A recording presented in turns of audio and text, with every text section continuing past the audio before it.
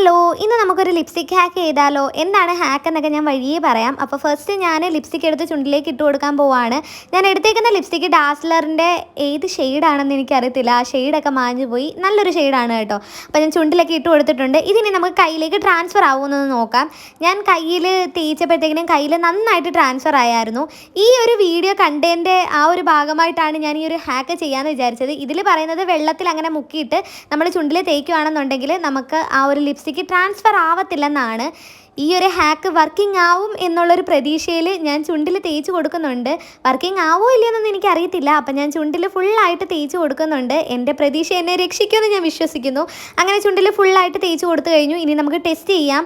കയ്യിലേക്ക് നമുക്കൊന്ന് തേച്ച് നോക്കാം ഇതുപോലെ ട്രാൻസ്ഫർ ആവുമോ എന്ന്. അപ്പം ഞാൻ കയ്യിലേക്ക് തേച്ച് കൊടുത്തിട്ടുണ്ട്. ഇത് അട്ടർ ഫ്ലോപ്പാണ് കേട്ടോ. കയ്യിൽ നല്ല രീതിക്ക് ട്രാൻസ്ഫർ ആയിട്ടുണ്ട്.